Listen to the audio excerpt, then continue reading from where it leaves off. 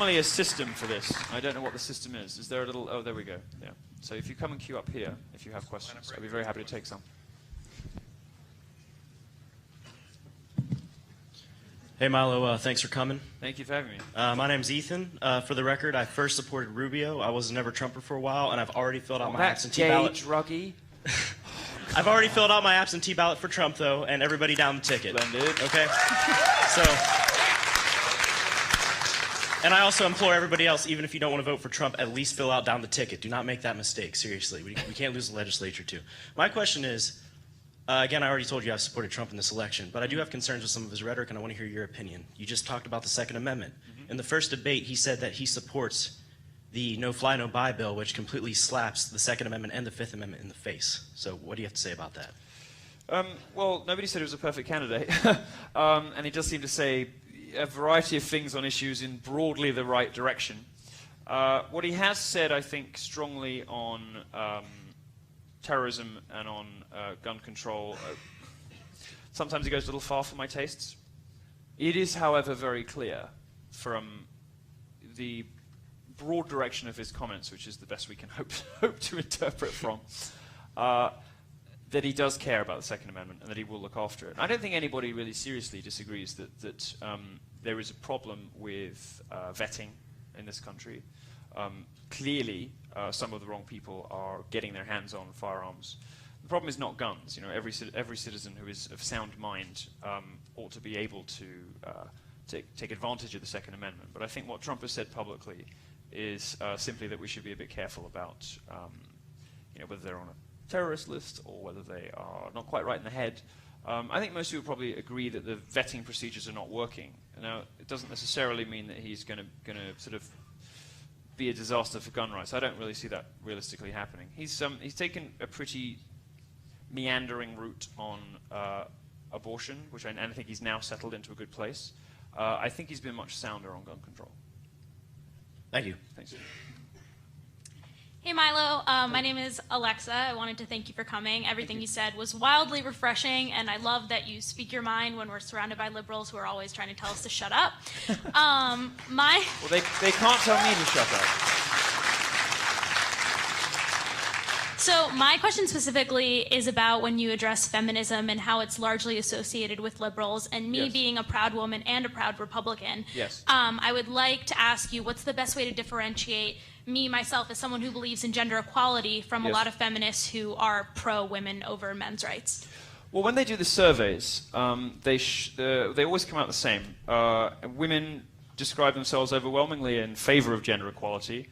Well, I say overwhelmingly. Only 85% of American women believe that that believe in gender equality. I don't know what the other 15 are thinking, but 85%, which is pretty high for a survey, believe in that. But only 18% describe themselves as feminists. So I think they've correctly identified that feminism has moved on from being a movement advocating the gender equality and for equal rights for women, and moved into something and become something else, become something unpleasant. I don't think you're at any risk proudly saying I am not a feminist, because by doing so these days, all you're really communicating to people is that you don't hate men. I don't think that anybody is going to be horrified these days by you saying you're not a feminist, because most women agree with you.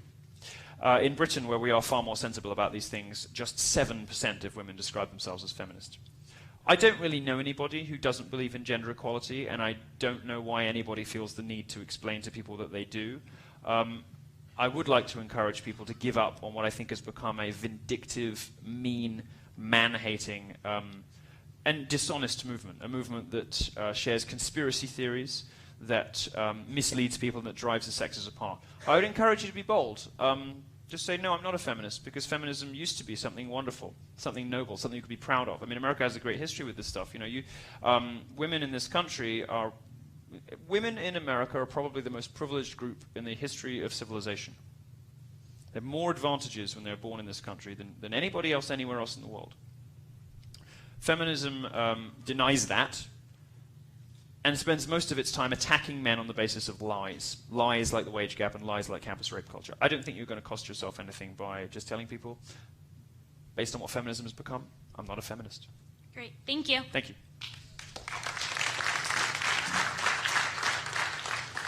Hi. Hello, Milo. My name is Will. I've been waiting for you to come here since like midsummer, and I'm really happy you made it. Thanks. My question has to do with your friend Ruth Bader Ginsburg. On Monday, she said that what Colin Kaepernick has done and has started is stupid, and she doesn't agree with it. Yes. And the left has kind of jumped on her. The progressives have said maybe she's never been as great as they thought she was. Mm-hmm. That splintering of the left, do you think it's possible, as the splintering on the right has happened with the Trump campaign? Mm-hmm. Well, I mean, they always eat their own, because ultimately, when you've beaten everybody down, policed their language, when you have found every real example of sexism, racism, homophobia you possibly can, you go looking for things that don't exist, like microaggressions, and you start turning on one another. Sort of Black Lives Matter jumping on stage with Bernie and whatever. Even a stopped clock is right twice a day, as they say, and it was good of Ginsburg to say that. It's nice that she does still have a sensible bone in her body. But you know, I don't read very much into the left coming for her on that. I don't think the left is going to splinter on issues like that. I think the left is going to splinter in the same way the right has. I think they're going to splinter across, you know, sort of Sanders-Clinton lines. There is a huge dissatisfaction with the status quo on the left. That, you know, a lot has changed in the last 10 years. People now understand, as it was difficult to wrap your head around this for a while, but people now understand that the political left can be just as spiteful, mean, selfish, and hateful as anybody on the right, which is why I think it was clever and important of Trump to say, as he did in the debate, which he won so comprehensively the other night, that Hillary Clinton had hate in her heart, or whatever expression it was. The left does not have a monopoly on kindness anymore. And it's very clear there's a sort of institutional, bank-funded, say one thing in public, say one thing in private kind of Democrat politics, which Hillary Clinton represents. And there's a more honest and vibrant sort of socialism that Bernie Sanders does. I'd quite like to. I wish we'd had a Sanders-Trump race, actually, because it would have been a real contest over something. It would have been people who really had who had very radically different visions of the world. But I think that's the way the left is going to splinter. The left is going to splinter according to the sort of institutional nannies, the language police, the big business-backed and Muslim-pandering Hillary Clintons, and the more rambunctious socialist types like Sanders. Great, thank you. Thanks. Hello. Hello, Milo. My name is John, and I'd first like to congratulate you on being one of the deplorables. Well, thank you. And, very proud to be deplorable. And I should have called it the deplorable faggot tour. It's so much of a better name. So much better. I was like a month late. I'd already had the bus wrapped. Well, I wanted to get your opinion on what you think of Hillary first going off and saying Pepe is a meme of hate, and then officially being declared a meme of hate by the ADL, and how conservative and libertarian-minded people could push back against that politically correct All I culture. can say is I'm so glad that the Southern Poverty Law Center has finally identified the real cause of racial tension in this country. It's not bad schools, it's not bad laws, it's not policing, it's nothing. It's a cartoon frog.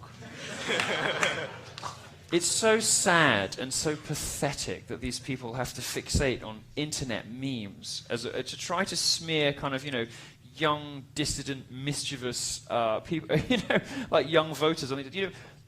I would take it as a compliment. If you're one of those young libertarians or cultural libertarians or classical liberals or Trump supporters, whatever, or alt-righters, wherever in the spectrum you sit in the sort of Pepe ecosystem. What am I doing with my life? Wherever you sit in the Pepe ecosystem, you should take it as a compliment, because it's what the left does when they run out of arguments, is they start name-calling. So Out Magazine did a really nice profile of me a couple of weeks ago. It was a very nuanced, sensible profile, and the left were outraged that anybody would dare to write a fair profile of me. It's like, how dare you give this guy a fair hearing? Why aren't you just calling him a racist? So, like we would. What is going on? So the whole gay press wheeled out this like Yiannopoulos white supremacist. I'm like, what? What? Garbage and malarkey. And they did the same thing with this with Pepe. And the reason they do it is that Stop it. I have to try to retain a semblance of respectability whilst talking about green cartoon anime frogs. This is what Donald Trump has reduced our politics to. And half of me loves it. Half of me loves it. And the other half gets a sensible audience like this, and I'm like, no, I think you should take it as a compliment because it means that they've resorted to name calling, which is what they do when they're losing. And continue to wear it, continue to tweet it, continue to talk about it, because the more you do, the more you demonstrate how preposterous they are.